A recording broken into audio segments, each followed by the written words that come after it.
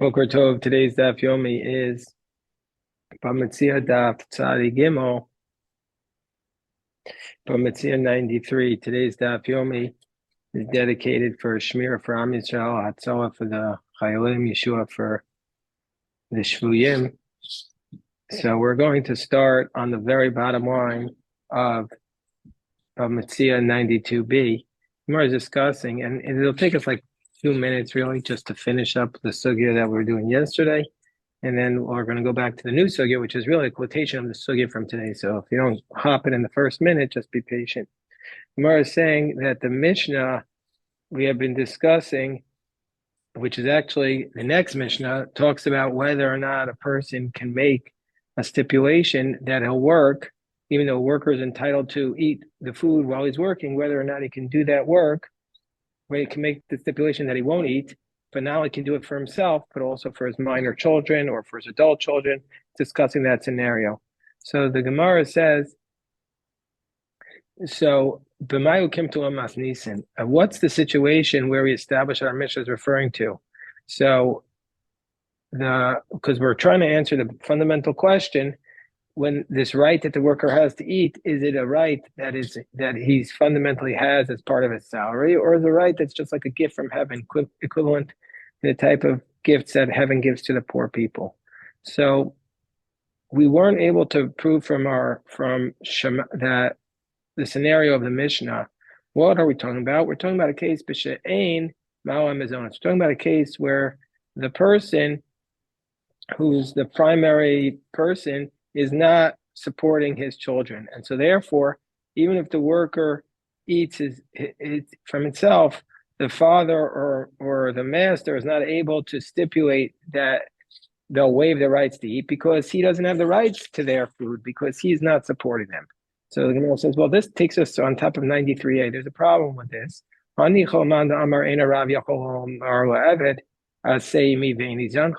This makes sense if we say that if basically there's a position, which remember we had in Ksuvos and Gittin and in Bava Kama, that the master is not able to say, work for me and I won't support you. And so therefore, if he doesn't support, he can't stipulate.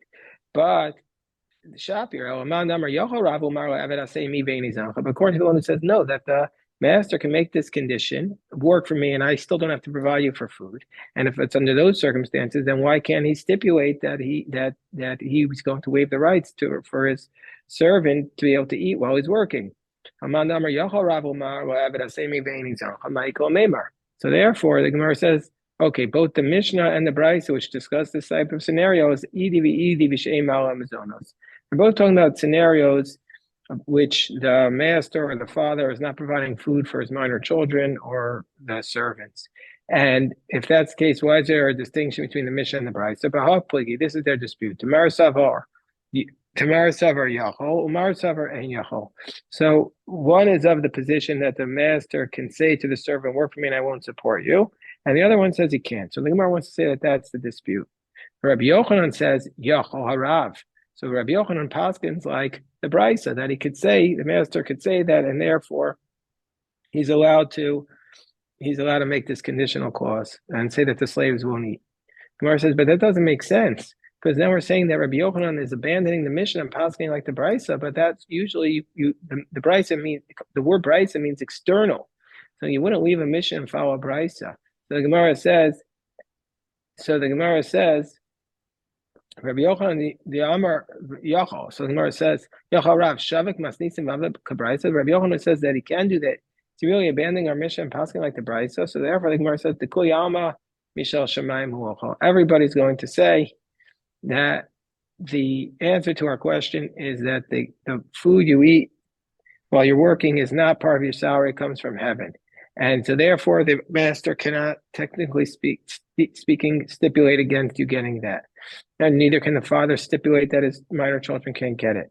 Well, if that's the case, velo matzikatzitz, and therefore can't make this stipulation, waiving the rights of somebody else. When my kotzitz, so when it says that he does make this stipulation, what does it mean? That he can stipulate that his minor children don't get it, and that the slaves don't get it. What's he talking about? That's what he's saying. What he's stipulating is mizonos, that the master could say that the employer will give his slaves a lot of food before they start to work. So therefore, that they won't eat while they're working. So that's basically what we're saying, that he can make a condition, give me food prior to working, so that while they're working, they won't get the food. Gemara says, well, we have a problem with that. The kavase gabe maso tevin nakutzla. Do you mean to say that you could give an animal to eat before it plows, and so therefore while it's working, you don't have to feed it? But we don't say that. This is the nature of the argument. Demar savar mishal ho'ochel, Demar savar mishal shemayim ho'ochel. That one is of the position that he's eating Mishal Shamayim, and one is of the position that this is exactly the dispute. The dispute is it his own food? Is it part of his salary, or is one part of heaven? And so that's exactly how we were explaining the Mishnah and the Brisa, whether or not you have the right to waive the rights to eating. Is it part of a gift from heaven, in which case you wouldn't be able to waive it for the minors, or is it your own salary, in which case you can waive it? So now we're going to basically going a little backwards. Now we go to the Mishnah, which discusses this. Mishnah says, a person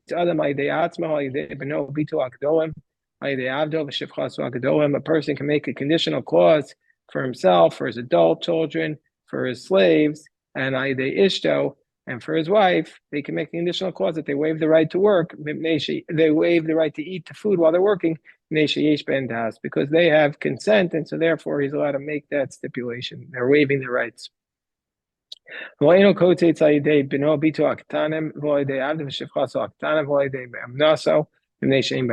can't make this conditional clause for minors or people don't have knowledge, or for the animals.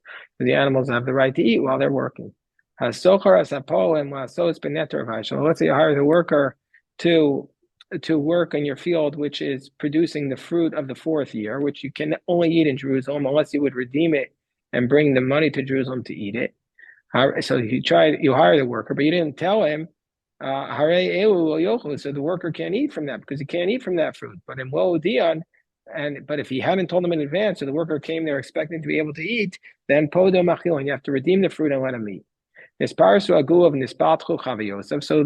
talking about a scenario where he had figs, and if they're in their finished product, the worker wouldn't be able to eat. But they were in their finished product, and then they split apart. So now the worker showed up thinking that he could eat it, but he didn't realize he wasn't allowed to. Or same thing with a barrel of wine that needed to be closed. So the worker can't eat from them because they had already been a finished product. Once something is a finished product, the worker loses the right to eat. But if you hadn't told them in advance about the scenario, then what we do is we tithe, we make them tithe, because once it's a finished product, they have to tithe, and we feed them, and then we allow, then the employer has to feed them. Shomrei Peros, the people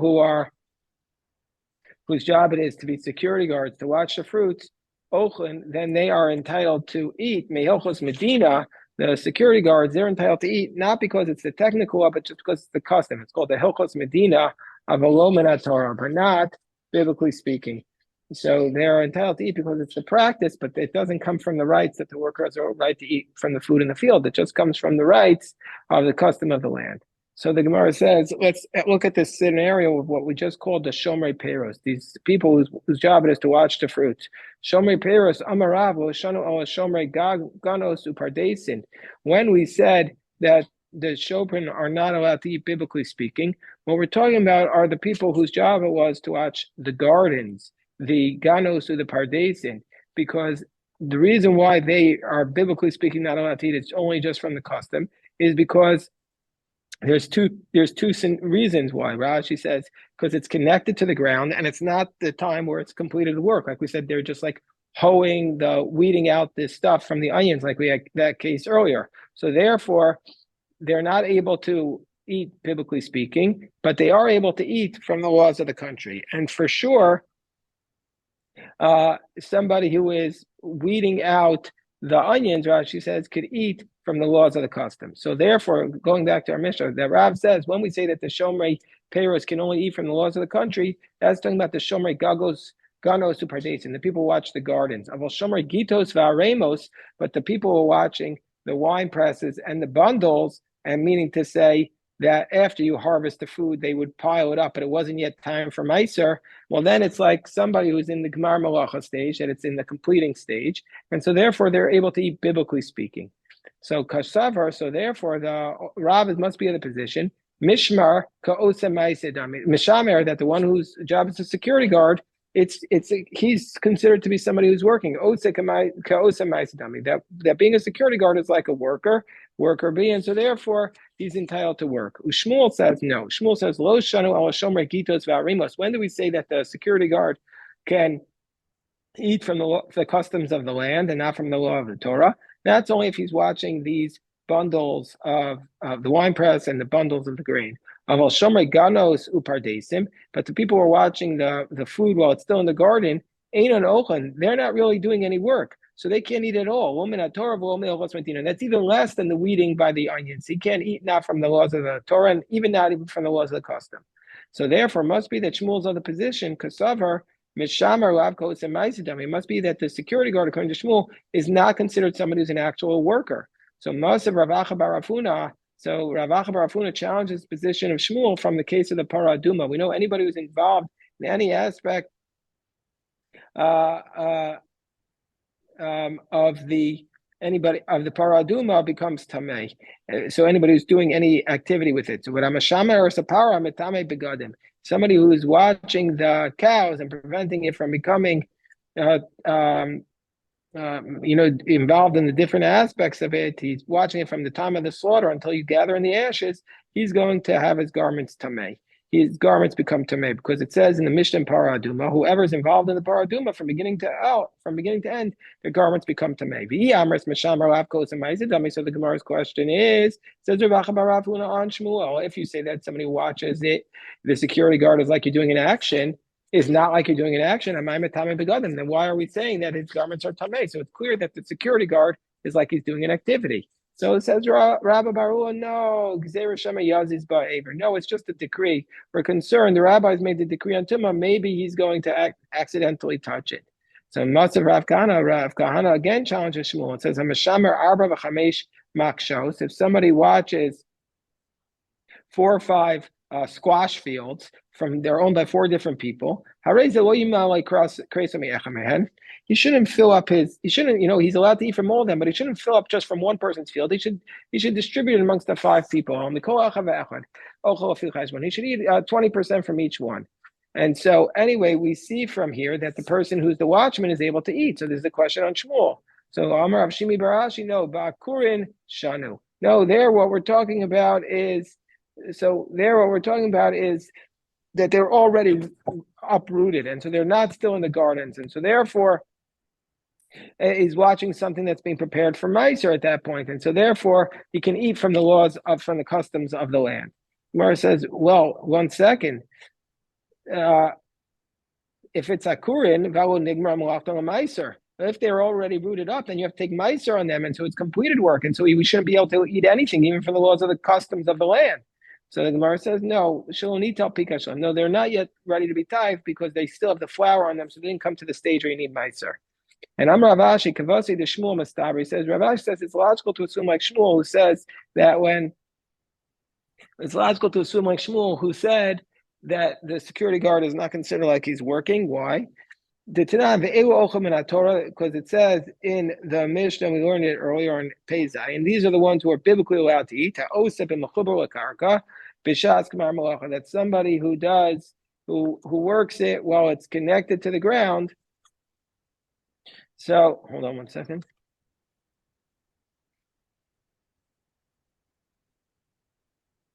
So let me get back to this case. He says, Kavasi the Shmuel Mastama, because we learned earlier in the Mishnah, these are the ones who are able to biblically speak eat. One who so somebody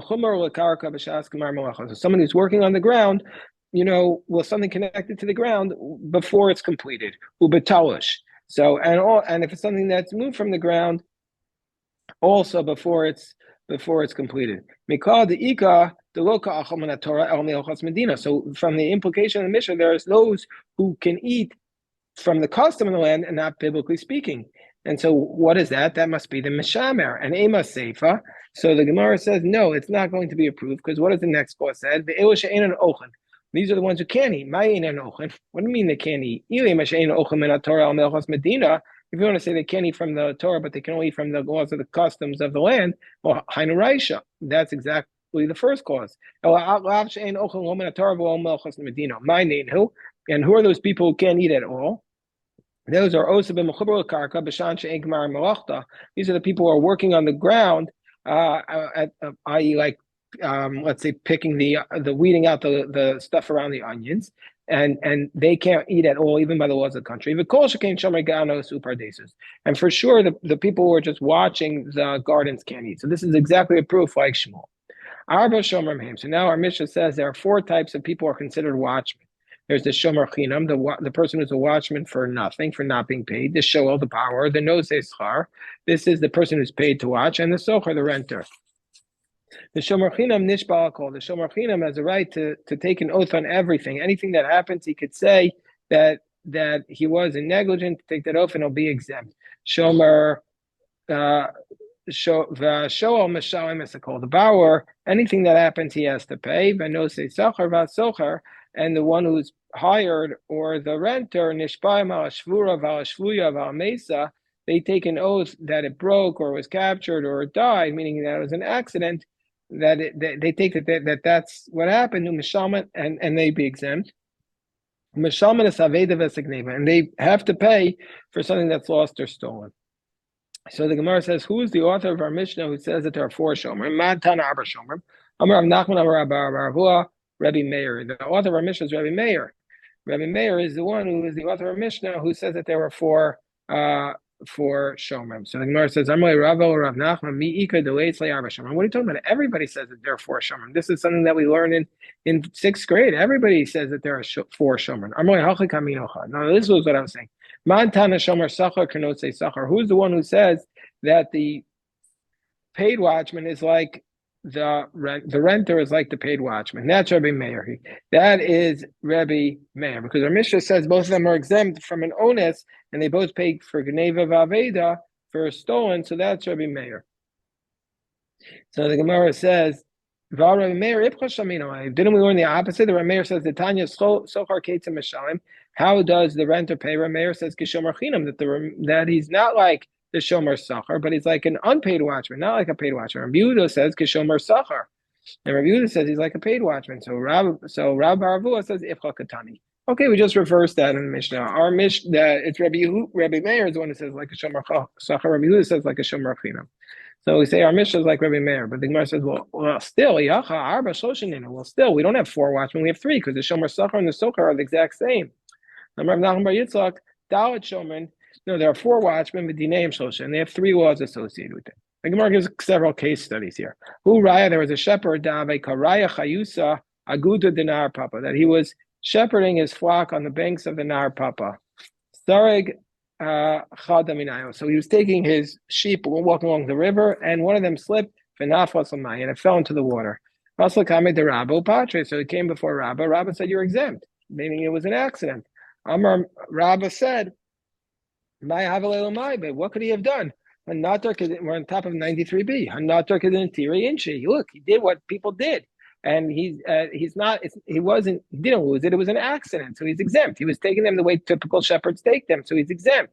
So Amar Abaye El Me'ata Al Lamasa and she will, let's say he's taking the shepherds back into the town, the time when everybody goes back. And then what happened was, meaning to say, he went back to the town. He clocked off for the day when everybody else goes back, and something happened to the shepherd. Would you say he's also exempt there because he did what everybody else was doing? But of course, he's supposed to watch it there. So the Gemara says, I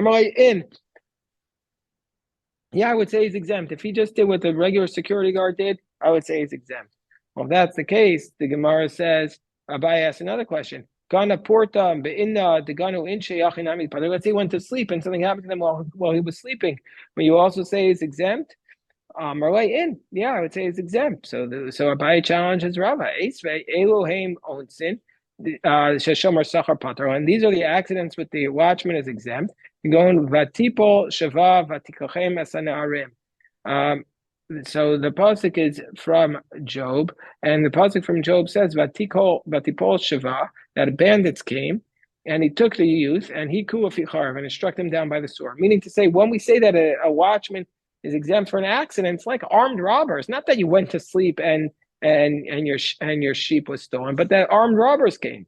So Amrlam Hasam Chazani Masa. No, there we're talking about the extra night watchmen of the city. That those are the people that everybody's relying upon. Those guys, those hired security guards at night, they have an added level of responsibility. So they're only going to be exempt if they're, like basically attacked by bandits. But regular, if you acted like the way a normal shepherd is supposed to act, you're going to be exempt. Heisvei, another challenge that Abaye challenges Rava. It says, "Ad matai shomer sachar chayav l'shmor." And how long does the watchman watch? Akadei hayisi biyom achalani chorev v'kerach b'layla. Meaning to say that the watchman has to do an extra watch at all time. Meaning to say, even in the heat and even in the summer. So we see that he has to watch extra. So Rava gives the same answer. Rava says, no, those are the extra security guards of the city. So the Gemara says, Abaye says, Ato Yaakov Avinu Chazam Masava. Do you think Jacob was an extra security guard watching like the extra watchman of the city? The Amarle 11, because didn't he say to 11, Natrichan Tirusa Yusera? No. So the Gemara says, no. It wasn't that Jacob was an extra watchman of the city, but he promised that Lavan that he would watch like an extra watchman of the city. He wasn't hired like that, but rather he says, I watched extra like the watchman of the city, and that's what he was claiming, that he should be paid more. Heisvei, so Abaye again challenges Rava. It says Roa Shahaya Roa. So let's say there was a shepherd who was doing his job. When he left his flock, Ubala here came to the city. Then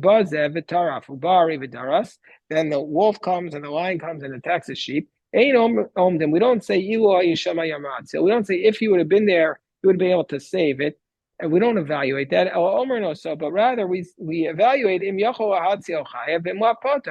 if he could have saved it. We evaluate whether or not he could save it to be liable. If not, it could be exempt. So therefore, Abaye says, what's this price referring to? We're saying, didn't he go up at the normal time? And if he would have been there, he would have saved it. He would still be liable. So we see from here at the normal time, you're going to be liable. The Gemara says, no, no, he went up, he took an irregular coffee break. That's what it's referring to. That's why he's liable. So the Gemara says, if that's the case, if it's an irregular coffee break, why would he be exempt?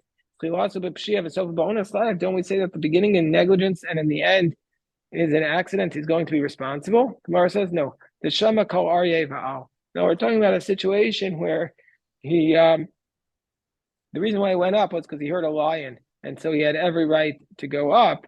So the Gemara says, if he heard a lion, what could he have done? The Gemara says, no, we should have got other shepherds to come and fight against the lion. Well, if that's the case, if he was negligent, why is he only liable if he's a paid watchman? I feel shomer chinam nami. If he's an unpaid watchman, he'd be liable. Gemara says, isn't it literally Rabbi who says that if the unpaid watchman could have called for help and he didn't, that's negligence? So the Gemara says, no, shomer chinam b'chinam, shomer sachar b'sachar. The shomer chinam, he can only call, he's only responsible to call them for free, but the shomer sachar is required to hire them. Ad kama, how much does he have to pay? Ad kamei dmeim, until the value of the animals. So the Gemara says, wait, well, if that's the case, where do we know that the shomer sachar, if we're going to say that the watchman is responsible to pay his money? Therefore, the question is, since he only has to pay for them, if he's going to be able to bring shepherds with sticks, that's an accident. So, but if he could hire them with money, how are we ever going to say he's responsible? The Gemara says, the other shackled man me balabais. No, he can go back and get reimbursed. So now Rav Papa says to Abaye, well, if the owner who hires the security guard has to reimburse him for the cost of hiring workers to come off, and what does he get out of this? Anyway, he's paying more value for the worker, for the sheep, than they're actually worth. So Gemara says, either maybe he likes his animal, he knows it better, or else we're going to say that it's what's called the tircha yisera. So it's extra work. He doesn't want to have to go buy a new sheep, a new flock. So therefore, it's worth it to him to pay the security guards. Because the Rabba they don't agree with Rabba, who said earlier that if the paid watchman watched in the normal manner, he's going to be exempt. The Amri, because they said, that's why I'm paying you. I'm paying you so that if something happens to the animal, you're responsible. So they didn't agree with Rabba's basic assessment. Bar Ada Siboa, so basically, Bar Ada Siboa, have come Abar Chivasa Agamwa Dinar. So Bar Ada Siboa, he used to take the animals on the ferry, on the basically on the bridge, to the city of Nerish. And one of the sheep fell in. And it drowned. Also coming to Rav Papa said, "You're responsible." What do I have to do? I have to take these sheep across the bridge. You should have brought them one at a time. He says, "Do you recognize your sister's son?" Meaning to say, nobody does that. Nobody takes the sheep along one at a time. What are you telling me that that's my responsibility? So a lot of people have been hollering at me about this, but I don't care. That's what you needed to do. I would place some flax in the house of Runya. He put some cotton in the flax in the house of Runya, and Azal Shavu. And so therefore, the robbers came, and a robber by the name of Shavu and Shamtemine, and he stole the flax from Runya. So Fukaraganav. Then in the end, they found out who the robber was, and he could take him to court and get it back. Asa, so basically, so they came in front of Rav Nachman, and Rav Nachman said, Runya has to pay for the flax, because since he recognized the robber and he could take it out from him, so therefore he's not going to lose anything if he pays back Aibu, because he'll get the money back from the robber. And even though it's extra work, he has to do it. That's the watchman's job. Maybe they're arguing about the case of Rafuna Bar Abin, who says, he says that what was the case of Rafuna Bar Abin? Let's say it was stolen by an accident, and then the shomer recognizes the thief. If he wants, he could just say, "I'm not responsible." Shomer Chinim could just take an oath, or else he could say, "Okay, you pay, I'll pay you, and then I'll go get the money." But Shomer Sacharu. But if he's a pay watchman, then he has to do he has to pay for it, and he can't take the oath. So anyway, we see from here, according to Rav Huna Bar Abin, the Shomer Chinam doesn't have to pay and then go collect the money. He could just take an oath and let the other guy collect the money. So is Rav Huna Bar Abin arguing with Rav Nachman? Amar Rava, no, it's not necessarily the case.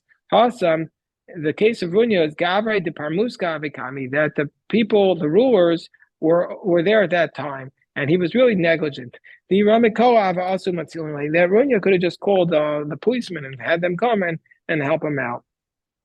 Okay, so now we'll stop here and pick up this next Mishnah. God willing, it'll be the Daf for Shabbos, which we'll do at noon today, and on Shabbos Kodesh. This is the Shabbos of Bracha. Why is it called the Shabbos of Bracha? Because we want to say that it's a Shabbos of Bracha, because that's what the Hasidim say. Even though it's a Shabbos of the Tocha, we read the Brachos this Shabbos.